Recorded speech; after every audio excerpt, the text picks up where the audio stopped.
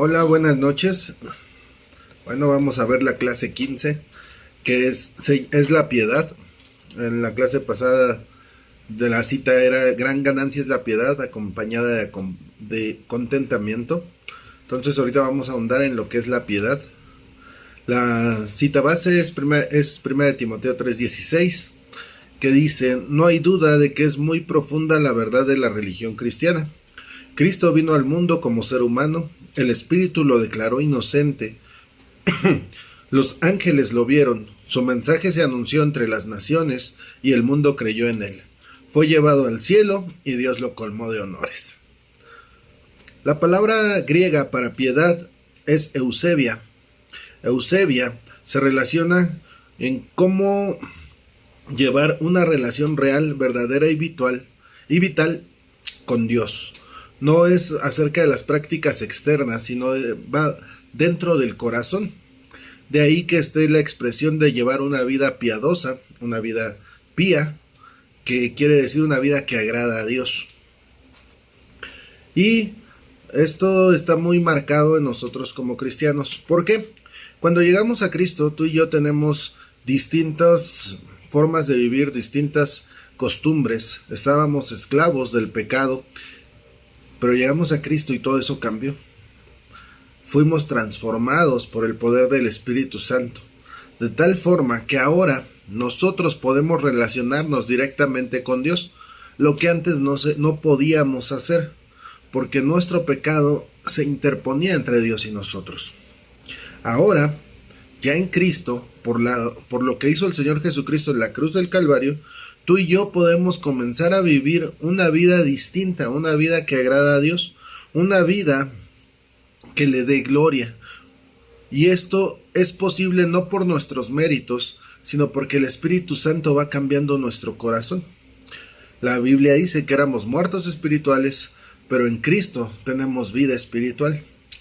Y asimismo se cambia nuestro corazón, de un corazón inclinado al pecado ahora un corazón donde están escritas las leyes de Dios. Nuestra manera de comportarnos, nuestra manera de actuar cambia radicalmente. En la vida de todos nosotros hay un antes de Cristo y un después de Cristo, así como está en la historia.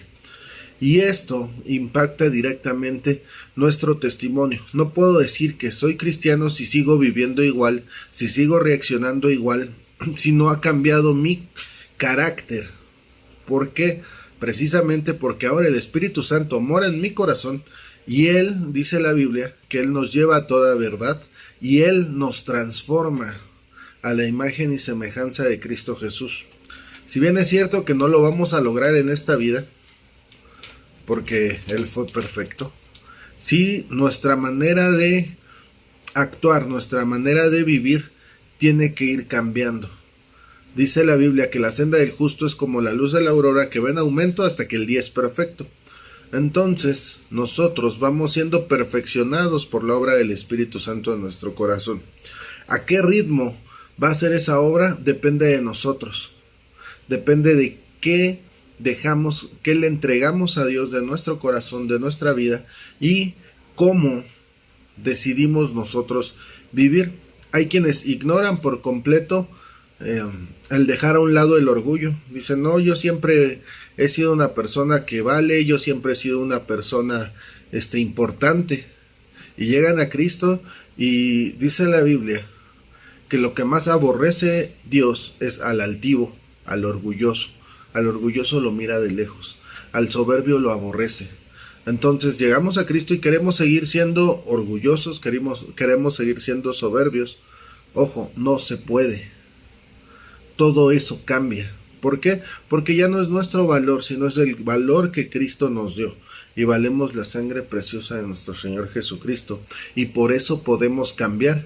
Por eso los que eran alcohólicos dejan de beber, los que eran fumadores dejan de fumar, los que adulteraban dejan de adulterar, porque ahora hay una nueva naturaleza que busca agradar a Dios. A lo largo de estas lecciones hemos visto algunos marcadores claros de cómo es la vida que agrada a Dios. Vemos el amor, la verdad, la honradez, el contentamiento, la justicia, la misericordia, la alabanza, la adoración, la fe, la prudencia.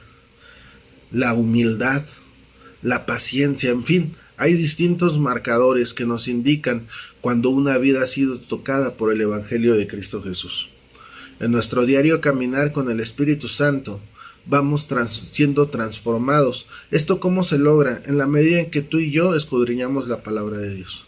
En la medida que la vamos conociendo, la vamos creyendo, la vamos aceptando, la tenemos como una guía de nuestra vida, nos va transformando. Y ella nos va marcando, nos enseña qué es lo que le agrada a Dios y qué no. Recuerda que una vez en Cristo, nuestra vida tiene que darle gloria. ¿Cómo le da gloria? Dice la palabra de Dios que las demás personas ven nuestras buenas obras y no nos admiran a nosotros, no nos alaban a nosotros, sino dice que le dan la gloria a Dios por lo que estamos haciendo. Entonces, nuestras vidas deben de darle gloria a Dios. No nos volvemos buenas personas, Jesús no murió para que tú y yo seamos buenas personas. Él murió para que tú y yo seamos salvos y seamos transformados. Él dio su vida en la cruz para que nosotros no fuéramos al infierno por nuestros delitos y pecados. Y Él nos capacita para vivir una vida que agrada al Padre. La piedad, el apóstol Pablo dice, sigue la piedad. Y a Timoteo le dice, el ejercicio corporal es muy bueno para tu salud, pero es mejor que te ejercites en la piedad. ¿Esto qué quiere decir? Que hagamos lo que es correcto, que hagamos lo que es bueno. Que dejemos que nuestro carácter, nuestro corazón sea transformado por el Espíritu Santo. Y entonces podemos vivir esa vida que le da gloria a Dios. El apóstol Pedro, en su segunda carta, dice, dado que todo lo que nos rodea será destruido de esta manera, ¿cómo no llevar una vida santa y vivir en obediencia a Dios? Esperar con ansias el día de Dios y apresurar a que éste llegue. En aquel día Él prenderá fuego a los cielos y los elementos se derretirán en las llamas. Pero nosotros esperamos con entusiasmo los cielos nuevos y la tierra nueva que Él prometió, un mundo lleno de la justicia de Dios.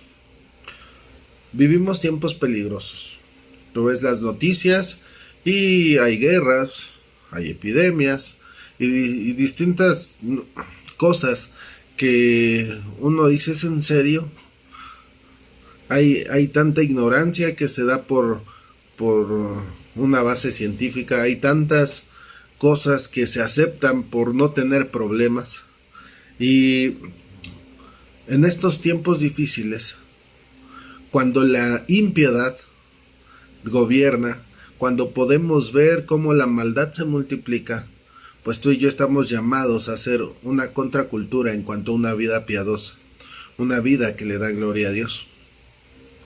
En los siglos pasados existieron distintos movimientos cristianos que se apartaron de la sociedad. Un ejemplo claro son los menonitas.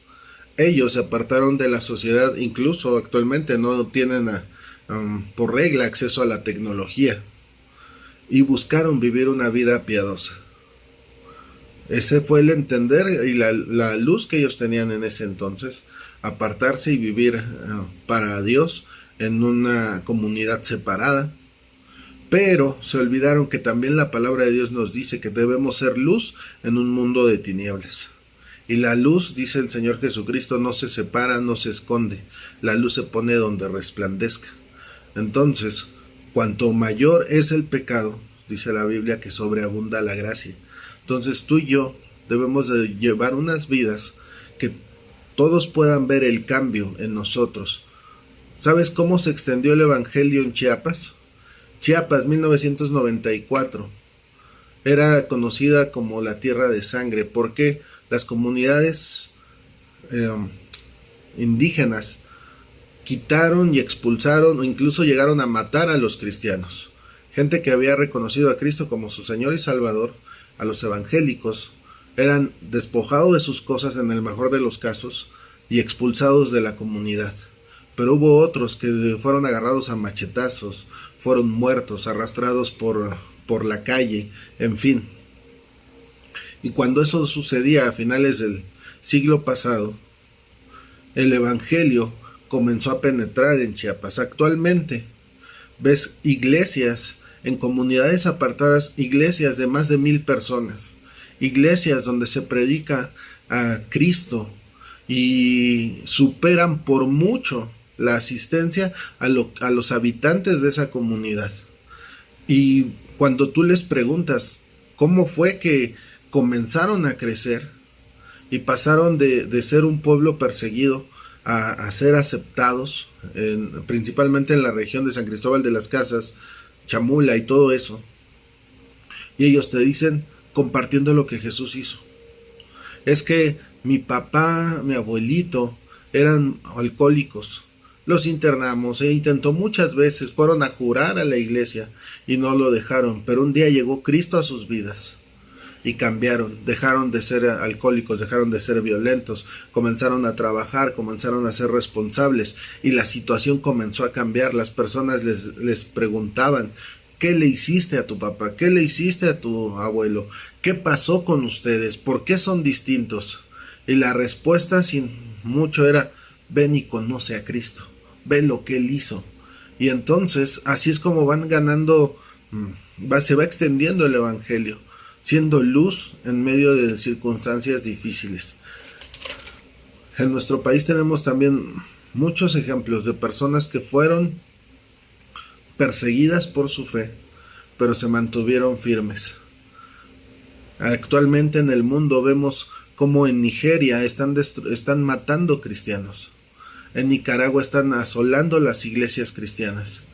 Pero no te encuentras con una respuesta armada, no te encuentras con una situación donde se niegue la ayuda, al contrario. En desastres naturales, países con raíces cristianas y organizaciones cristianas son las primeras en brindar apoyo, en brindar ayuda. Tú lo ves en la Franja de Gaza. Israel es quien brinda la ayuda, no es Hamas, no es el gobierno palestino, es Israel y organizaciones cristianas. ¿Por qué? Porque el amor de Cristo nos mueve a amar a nuestros enemigos y apoyarlos en sus momentos de necesidad. Esa es una vida piadosa, una vida que le da la gloria a Dios. Hay una película que se llama La locura de Dios y habla de cómo el evangelio en el siglo XX es perseguido en los países comunistas, en los países que se les denominaba detrás de la cortina de hierro. Y cómo ellos, a pesar de la adversidad, daban su vida con gusto por el evangelio, incluso llegando a ganar almas para Cristo. De esos testimonios recopilados en esta película, el que más me impacta es el de un hombre que es encarcelado y lo encarcelan solo porque él le leyó la Biblia a sus hijos. Ni siquiera era pastor, ni siquiera estudió en un seminario. No, él dijo: quitaron las Biblias, cerraron iglesias, yo necesito que mis hijos tengan fe. Y les comenzó a leer la Biblia. ¿Cuál es su sorpresa? Que sus vecinos comenzaron a ir a esas sesiones de 30, 40 minutos donde él leía la Biblia. Resultado, lo mandan a apresar, lo meten en una prisión en Siberia y ahí lo golpean todos los días y le dicen: ¿tú quieres salir de aquí? Necesitas negar al Dios de la Biblia. Él cuenta que cada vez que le llegaba un pedazo de papel o tenía a la mano cómo escribir, rápidamente escribía lo más rápido posible los versículos de los que se acordara, las historias bíblicas de las que se acordaba. Intentaba esconder ese papelito, llegaba a la inspección a su celda, lo golpeaban por por escribir la Biblia y le decían: es fácil, ¿quieres terminar con esto? Niega a Jesús. Todos los días a las 6 de la mañana él se despertaba y en esta celda, acompañado de 1,000 de los peores delincuentes de Rusia, él elevaba una canción de adoración a Dios y le decía: te canto con mi alma. Los demás presos, al principio eran rechiflas, insultos, groserías, pero al cabo de varios años, cuando ya los guardias ya estaban hartos de él, decidieron hacerle creer que arrestaban a su mujer y la violaban. Él estaba listo para negar a Jesús. Y cuando él está orando y dice, Señor, pero yo te pedí que protegieras a mi familia y ahora mi esposa está sufriendo. Él tiene una visión donde Dios le muestra a su esposa y a sus hijos que están orando a salvo en casa. Él le dice al custodio, ¿sabes qué? Olvídalo del trato, no me voy a retractar. Y lo sacan para que muera en el frío. ¿Cuál es la sorpresa? Que no muere, pero aparte, ese día en la madrugada, a las 6 de la mañana, 1000 hombres de los peores delincuentes de Rusia comienzan a cantar la canción que él cantaba todos los días, donde él le rendía su adoración a Jesús.